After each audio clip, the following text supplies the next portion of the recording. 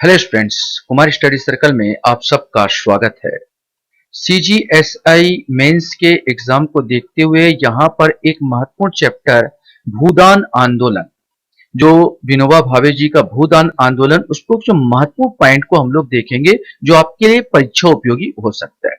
इससे पहले अगर आप मेरा वीडियो नहीं देखे हैं तो आप मेरे प्लेलिस्ट में जा सकते हैं। प्लेलिस्ट में आपके जीएस संबंधित बहुत सारे वीडियो मैंने अपलोड कर दिए हैं। तो प्लेलिस्ट में जाएंगे, जिसमें सीजीएसआई वाला प्लेलिस्ट दबाएंगे। सीजीएसआई वाला प्लेलिस्ट दबा के आप पूरे देख सकते हैं यहाँ पर। और अगर आपको पहले बता दूं इस सब चीज का पीडीएफ चाहिए तो मैं डिस्क्रिप्शन बॉक्स में अपना ब्लॉग देता हूं, ब्लॉग का लिंक देता हूं, जिसको आप टच करके उसको डाउनलोड कर सकते हैं। तो चलिए भूदान आंदोलन के बारे में बात करते हैं। तो यह भूदान आंदोलन, जैसे हम लोग अच्छी तरह जानते हैं, ये विनोबा भावे जी का था। विनोबा भावे जी पहले सत्याग्रही गांधी जी के साथ थे और इन्होंने भूदान आंदोलन को प्रारंभ किया था। तो यह भारतवर्ष में 1951 में विनोबा भावे द्वारा शुरू किया गया एक सामाजिक और राजनीतिक आंदोलन था।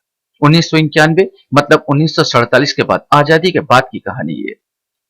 विनोबा भावे महात्मा गांधी के शिष्य थे, जिन्हें गांधी जी ने पहले व्यक्तिगत सत्याग्रही के रूप में चुना, अपना अच्छी तरह से जानते हैं, और उन्होंने भारत के स्वतंत्रता संग्राम में सक्रिय रूप से भाग लिया। स्वतंत्रता के बाद उन्होंने महसूस किया कि भूमिहीन का मुद्दा ग्रामीण भारत के सामने एक बड़ी समस्या है, और वर्ष 1951 में उन्होंने भूदान आंदोलन या भूमि उपहार आंदोलन शुरू किया। मैंने 1951 में जो शुरू हुआ, ये तो पहला क्वेश्चन बन जाएगा कि भाई कब स्टार्ट हुआ। तो 1951 1951। और ये भूमि आंदोलन के नाम से जाना जाता है। भूदान आंदोलन भूमि उपहार आंदोलन के नाम से भी जाना गया। विनोबा ने भूदान आंदोलन को सफल बनाने के लिए गांधीवादी विचारों पर चलते हुए रचनात्मक कार्यों और ट्रस्टीशिप जैसे विचारों को प्रयोग में लाया। विनोबा भावे ने सर्वोदय समाज की स्थापना की। ट्रस्टीशिप्स मतलब स्वेच्छा से, जिनके पास ज्यादा पैसा हो वो स्वेच्छा से ट्रस्ट में दान करे, जिसका उपयोग गरीबों के लिए, गरीबों के कल्याण के लिए होगा। और सर्वोदय समाज की स्थापना, क्वेश्चन बनेगा कि सर्वोदय समाज की स्थापना किसने की थी? विनोबा भावे जी हैं जो सर्वोदय समाज की स्थापना की। 1951 में भूदान आंदोलन के लिए विनोबा भावे ने हजारों मील की पद यात्रा की थी और भूदाताओं से जमीन दान करने की अपील की। भावे की प्रेरणा से जयप्रकाश नारायण जैसे कई बड़े समाजवादी नेता इस आंदोलन से जुड़े। मैंने एक बहुत बड़े नेता जयप्रकाश नारायण जी भी, इससे समाजवादी नेता जो थे, ये विनोबा भावे के आंदोलन से जुड़े थे। क्वेश्चन बन सकता है। 18 अप्रैल 1951 की तारीख थी जब आचार्य विनोबा भावे को जमीन का पहला दान मिला था। उन्हें यह जमीन तेलंगाना क्षेत्र में स्थित पोचमपल्ली गांव में दान मिला था। क्वेश्चन बनेगा कि पहला दान कहां, कौन सा गांव में मिला? तो पोचमपल्ली, पोचमपल्ली गांव में दान में मिला था। गांव में दान में मिला था, याद रखना, 18 अप्रैल 1951।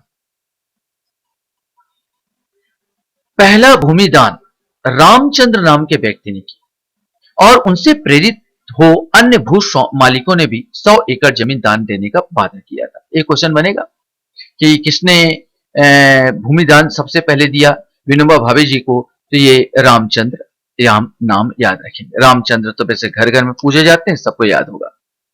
विनोबा भावे जी पदयात्रा करते हुए गांव-गांव जाकर बड़े भूस्वामियों से अपनी जमीन को कम से कम छठा हिस्सा भूदान के रूप में भूमिहीन किसानों के बीच बांटने के लिए देने का अनुरोध करते थे। क्वेश्चन बन सकता है कितना हिस्सा की बात करते हैं? छठा हिस्सा। तब 5 करोड़ एकड़ 5 करोड़ एकड़ जमीन दान में हासिल करने का लक्ष्य रखा गया था। विनोबा भावे जी ने 5 करोड़ एकड़ जमीन दान में हासिल करने का लक्ष्य रखा था। यह आंदोलन 13 साल तक चला, जिसमें विनोबा जी ने देश के कोने कोने में भ्रमण किया। इस दौरान उन्होंने करीब 58,741 किलोमीटर का सफर तय किया।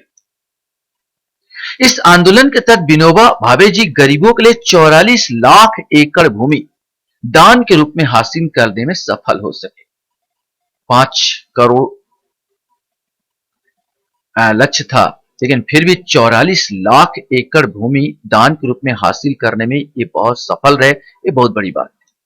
दान के रूप में प्राप्त जमीनों में 13 लाख एकड़ जमीन उन किसानों को बांटी गई जो भूमिहीन थे।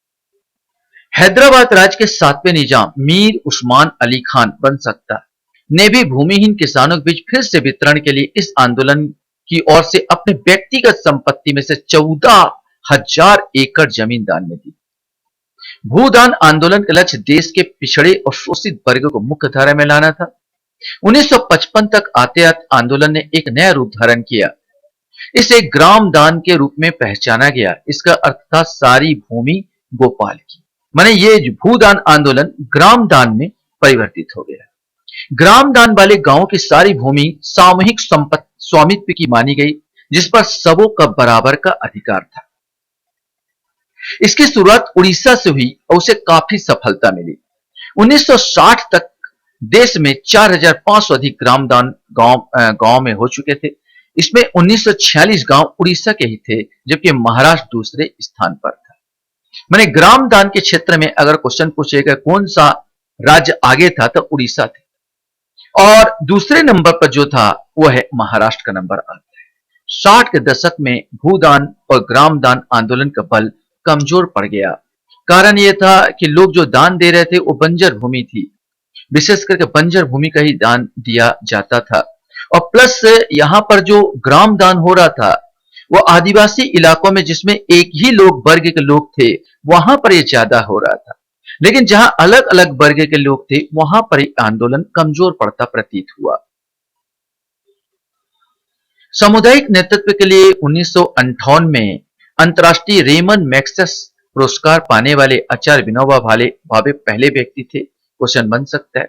1983 में मरणोपरांत उनको देश के सर्वोच्च नागरिक सम्मान भारत रत्न से भी सम्मानित किया गया, और विनोबा भावे का निधन 15 नवंबर 1982 को हुआ। आशा करता हूं ये वीडियो भी आपको अच्छा लगा होगा। वीडियो वॉच करने के लिए धन्यवाद। Thank you very much.